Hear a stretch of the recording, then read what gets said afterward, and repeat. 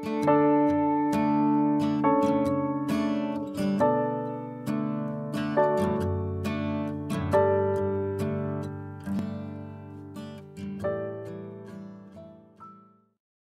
시간 주님께 안녕하세요. 대강교회 오훈 목사입니다. 9월 3일 토요일입니다.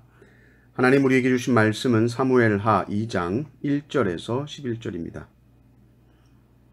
그 후에 다윗이 여호와께 여쭈어 아뢰되 내가 유다 한 성읍으로 올라가리이까? 여호와께서 이르시되 올라가라. 다윗이 아뢰되 어디로 가리이까? 이르시되 헤브론으로 갈지니라. 다윗이 그의 두 아내 이스라엘 여인 아히노암과 갈멜 사람 나발의 아내였던 아비가일을 데리고 그리로 올라갈 때에 또 자기와 함께한 추종자들과 그들의 가족들을 다윗이 다 데리고 올라가서 헤브론 각 성읍에 살게 하니라.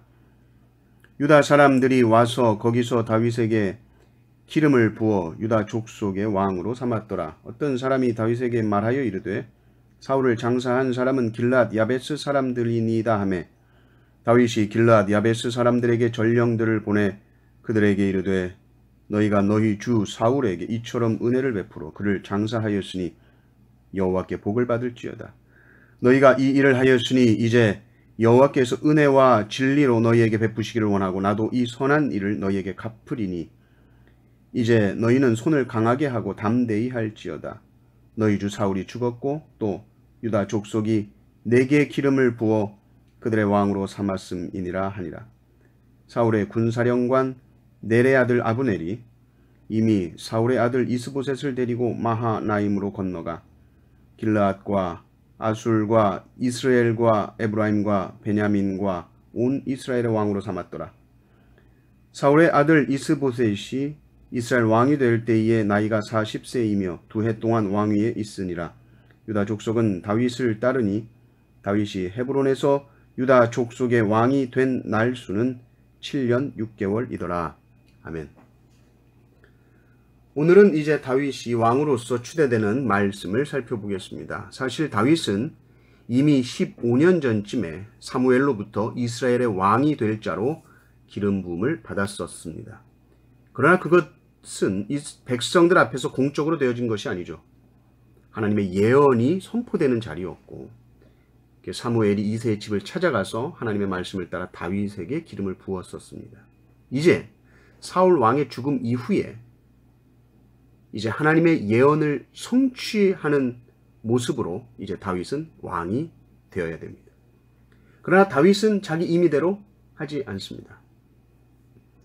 지금 다윗은 유다에 있는 것이 아니라 사울을 피해 망명가 있었지요. 시글락에 있으면서 하나님의 때를 기다렸습니다. 그리고 사울이 죽자 다윗은 서두르지 않습니다. 먼저 하나님께 묻습니다. 1절을 보면 그 후에 다윗이 여호와께 여쭈어 아뢰되 내가 유다 한 성읍으로 올라가리이까? 여호와께서 이르시되 올라가라. 다윗이 아뢰되 어디로 가리이까? 이르시되 헤브론으로 갈지니라 말씀하십니다. 하나님 이제 제가 유다로 가도 되겠습니까? 가라. 그럼 어디로 갑니까? 헤브론으로 가라. 하나님의 말씀을 따라 한 걸음씩 갑니다. 결코 서두르지 않습니다. 왕이 되는 것보다 이것이 하나님의 뜻인가를 확인하면서 걸어가는 것이 훨씬 중요하기 때문이죠. 다윗은 말씀대로 헤브론으로 돌아옵니다. 그리고 4절을 보면 이제 공적인 기름 부음을 받게 되는 것이죠. 유다 사람들이 와서 거기서 다윗에게 기름을 부어 유다 족속의 왕으로 삼았더라. 이렇게 4절이 시작됩니다. 그리고 이 다윗이 왕이 되고 나서 제일 먼저 한 일이 무엇입니까? 제일 먼저 한 일이 뭐냐면 길르앗 야베스 사람들을 축복했습니다. 왜 길르앗 야베스 사람들을 축복했는가? 이 길르앗 야베스 사람들은 예전에 사울 왕으로부터 아주 큰 은혜를 입었던 사람들입니다. 예전에 암몬 왕 나하스에게 이들이 포위되었을 때에 사울 왕이 이 길르앗 야베스 사람들을 구출해 줬습니다. 그러니 이 길르앗 야베스 사람들은 사울 왕에 대해서 아주 좋은 마음, 고마운 마음을 가지고 있었는데 이제 이 사울 왕이 죽게 되었고 그러니 이들은 이 사울 왕의 시신을 가지고 장례를 잘 치러준 것이죠. 길르앗 야베스 사람들이 그런 일을 했습니다. 다윗이 왕이 되고 제일 먼저 뭘 했느냐 봤더니 사울 왕에게 이렇게 은혜를 갚은 자, 이 길랏 야벳 사람들을 치하하고 축복해 주는 것이죠. 다윗이 하나님의 지혜로 참 잘하는 것 같습니다. 다윗은 알았던 거죠. 제일 중요한 일이 지금 뭔가 이스라엘의 하나됨입니다. 사울 쪽 사람들을 끌어안는 일입니다. 보세요. 이게 쉬운 일이 아니라는 게 지금 사울의 아들이 요나단만 있는 것이 아니죠. 요나단이 죽었으니까 끝, 이게 아니죠. 이 이스보셋이라는 사람, 사울의 아들이 나옵니다. 사울 왕을 추종했던 사람들은 이 아들 이스보셋이 왕이 되는 것이 맞다 생각한 것이죠.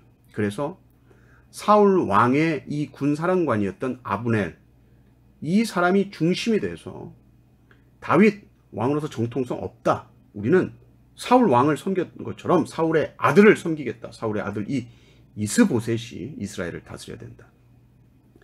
그래서 사울 쪽 사람들 다 규합하고 길르앗, 아술, 이스라엘, 에브라임, 베냐민 중심으로 해가지고 이스보셋을 왕으로 삼습니다. 이 다윗이 참으로 왕으로 인정되기까지는 시간이 필요한 것이죠. 이 이스라엘 백성들이 하나님의 이 예언의 말씀, 또 하나님의 이 뜻을 깨닫기까지는 시간이 필요합니다.